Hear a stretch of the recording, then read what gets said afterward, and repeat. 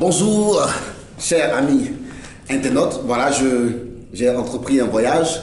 Je suis à Cotonou aujourd'hui et je suis venu pour faire une conférence. Donc, je n'ai pas de caméraman.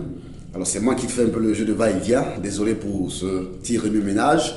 Je suis le coach Ziedou Marus et comme vous le savez, tous les mercredis, je vous envoie une vidéo pour vous parler de mes expériences, de mes échecs, de mes succès, pour vous partager quelque chose. Je ne dis pas que je sais tout, je ne dis pas que j'ai vraiment toute la connaissance au sujet de l'entrepreneuriat, mais au moins ce que je sais, c'est que j'ai fait des erreurs et je n'aimerais pas que toi tu puisses les commettre, toi tu puisses les faire comme je l'ai fait. Alors le but de mes vidéos et le but de mes posts et le but de mon entreprise Expand, qui est une entreprise qui permet d'étendre, de développer votre capacité, votre potentiel. Donc on fait du développement personnel et on fait du développement des entreprises. C'est uniquement dans l'esprit de permettre à ce que plusieurs d'entre vous ne puissent pas faire des erreurs que la majeure partie des Africains font en matière d'entrepreneuriat. Alors la semaine passée, j'avais parlé de est-ce qu'on est entrepreneur ou on le devient. J'ai dit qu'on naissait avec des aptitudes, avec des prédispositions à l'entrepreneuriat et qu'on finissait par devenir entrepreneur quand on était bien conditionné et bien mentoré. Voilà, si on était bien coaché, on était bien entouré. Alors chacun de vous, vous avez pu faire vos idées. Je remercie tous ceux qui m'ont envoyé des messages, des questions par rapport à ce sujet. Ce mois-ci, le sujet principal, c'est qui est l'entrepreneur. Et jusqu'à, je crois, il nous reste encore 3 mercredis. Les 3 autres mercredis, nous continuerons à parler de qui est l'entrepreneur. Je veux vous partager quelque chose aujourd'hui. Je veux vous partager les 3 erreurs que j'ai commises quand je me suis lancé dans l'entrepreneuriat. En tant qu'entrepreneur, parce que pour moi, j'avais un mindset, pour moi, j'avais une culture. Je pensais que c'est comme ça un entrepreneur était. J'ai fait ces 3 erreurs et ces 3 erreurs ont fait en sorte que je perde et mon argent et l'investissement et même les amitiés, les amis que j'avais parce que j'ai dû non seulement emprunter, enfin j'ai dû prendre d'abord de l'argent moi-même pour investir dans mon entreprise. J'ai perdu de l'argent à cause de ces 3 erreurs. Deuxièmement, j'ai emprunté de l'argent à des amis. Je n'ai pas dit des camarades, des amis qui m'ont prêté des millions pour pouvoir investir. J'ai perdu l'argent et ça a créé des problèmes avec mes amis. Ça m'a mené vraiment très loin. Et troisièmement, j'ai même pris de l'argent avec ma propre famille pour pouvoir investir dans mon entreprise et j'ai encore, hélas, perdu l'argent. Enfin, l'investissement était, comme on le dit en anglais, waste et j'ai tout repris à zéro. Alors, j'ai tellement passé par une ribambelle, une suite d'échecs que j'ai dit non, je ne veux pas que ça se répète. Aujourd'hui, j'ai du succès, je peux dire, j'ai un peu de réussite. Et j'ai dit non, je ne veux pas que ça se reproduise au niveau de la génération qui va venir parce que l'Afrique doit se développer. Et pour moi, l'un des piliers majeurs du développement de l'Afrique, c'est l'entrepreneuriat. Il faut que les jeunes entreprennent, il faut qu'il y ait des entreprises qui se développent véritablement. Mais alors là, il faudrait qu'on fasse véritablement des entreprises et non des petits business dans les quartiers. Parce que c'est ce que l'Afrique fait. Tout le long de Cotonou, d'Accra, de Côte d'Ivoire, de Niamey, etc. On voit des petits business. Le secteur informel est tellement croissant que vraiment on se demande, mais il faudrait qu'on puisse éduquer les gens à l'entrepreneuriat vrai. Alors comme je l'ai dit aujourd'hui, 3 erreurs à ne pas commettre en tant qu'entrepreneur, soit débutant, ou alors entrepreneur senior, ou alors entrepreneur chevronné.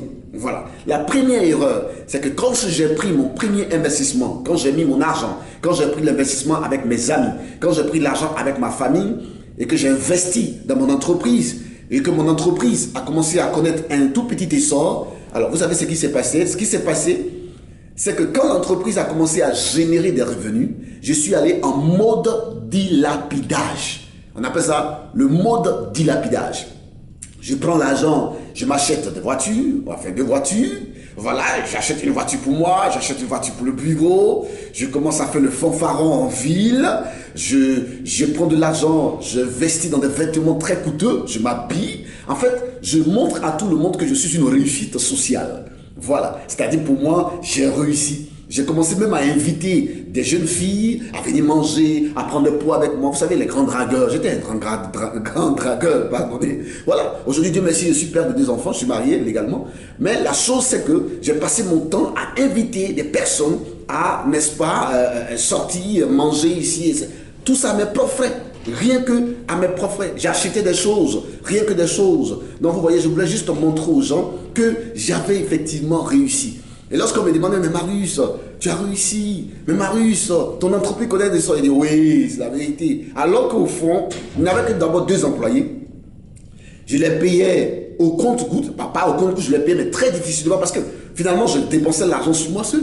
Et puis les employés, quand il s'agissait de les payer, bon, j'avais tous les problèmes, je ne respectais jamais le temps où je devais les payer, je ne les avais pas déclarés à une sécurité sociale, pas du tout, je ne payais pas leur assurance parce que la majeure partie d'entre vous, vous ne payez pas l'assurance, vous ne payez pas la sécurité sociale des gens que vous employez sous prétexte que vous n'avez pas d'argent. Tu n'as pas d'argent, ne fais pas une entreprise. Tu n'as pas d'argent, va travailler pour quelqu'un. Quand tu auras de l'argent, tu viens faire ton entreprise. Ce n'est pas l'argent qui fait l'entrepreneuriat, mais quand tu prends des gens, enfants des gens là, il faut payer, il faut traiter la personne honorablement. Alors c'est ce que j'ai fait, je suis allé en mode dilapidage pour montrer aux gens, à ma famille, à mes amis, au go, comme on le dit en Côte d'Ivoire, que j'avais l'argent, que j'avais réussi.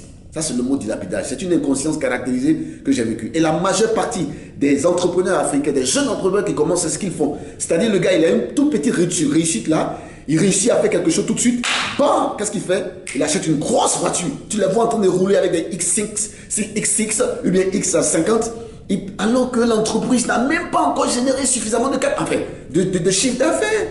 Mais ce sont eux qui se pavanent avec des voitures, avec des femmes, etc., etc. Mon ami, si tu es en mode dilapidage, il faut l'arrêter tout de suite. Tu n'es pas un entrepreneur. Un entrepreneur, c'est celui qui est capable d'être discipliné avec l'argent. Un entrepreneur, quand il ouvre son entreprise, il n'est pas le seul signataire exclusif du compte bancaire. Il a un comptable qui gère la chose, il a un rapport avec la banque, il prend ces choses au sérieux, l'argent est très bien géré, il y a un process qui est en place en matière de décaissement, en matière d'entrée. Ce n'était pas mon cas. C'était la première erreur. La deuxième erreur que j'ai commise, c'est que j'ai opéré à un niveau de performance de sous-qualité. Je répète, j'ai opéré à un niveau de performance de sous-qualité. Évidemment, quand on me donne, par exemple, de venir à un rendez-vous, je venais toujours en retard. Pour moi, je me dis, oh, ce qui est sûr, il va m'attendre. Ce qui est sûr, il n'y a pas de problème, il n'y a pas le feu à la maison, je vais venir. Et je viens en retard. Mais même si c'était avec des amis, même si c'était mes amis qui me disaient de venir, que je venais en retard, même si ce n'était pas pour des affaires, que c'était simplement pour venir les voir, que je prenais un retard sans les avertir que j'allais être en retard, déjà, il y avait un cliché sur ma personne, une image. Et je me suis fait une mauvaise réputation de quelqu'un qui vient tous les jours en retard et ce n'est pas la peine de l'espérer. Deuxièmement, la parole, non, ça là, oulala, je doublais les gens en matière de... Ça y est, je dis quelque chose, je ne le fais pas. Je promets et je ne le fais pas. Donc ça peut être en matière de service, vous promettez de rendre un service, vous promettez de gérer ou alors de rendre service à quelqu'un ou de lui dire, bon écoute, moi je te fais ça à tel prix, je te fais ce travail et je vais finir tel mercredi et vous ne le faites pas.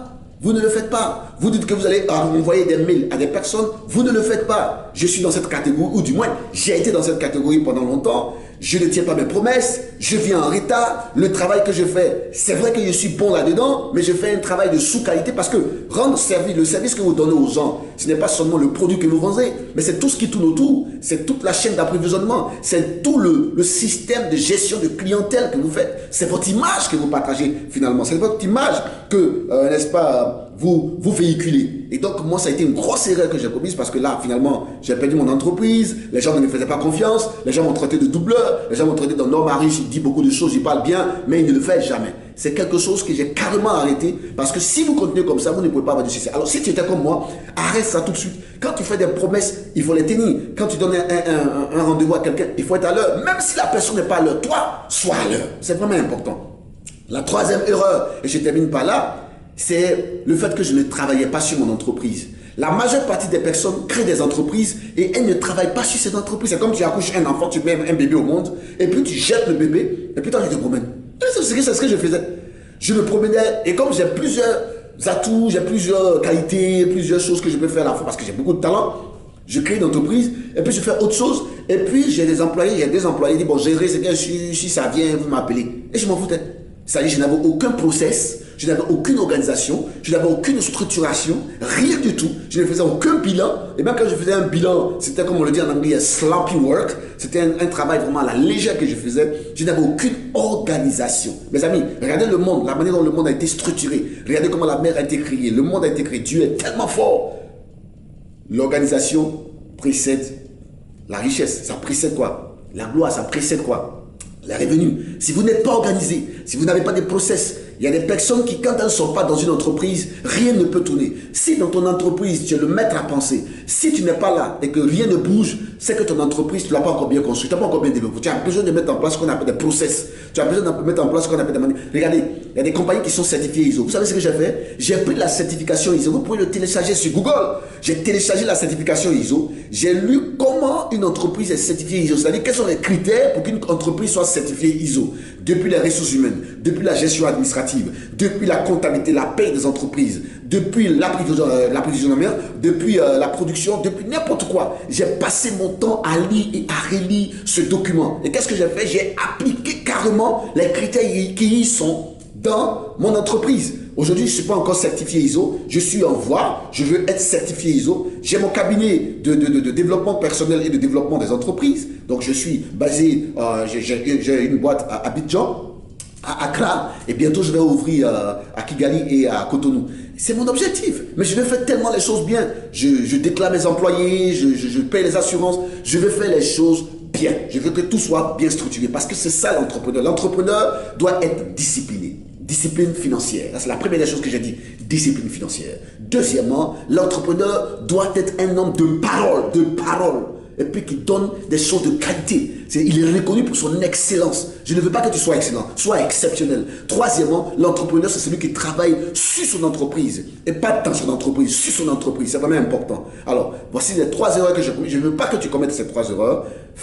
Écoute-moi. Si tu as aimé la vidéo, il faut la partager, il faut la liker. Si tu ne veux pas liker, c'est ton problème. Au moins, tu m'as vu parler.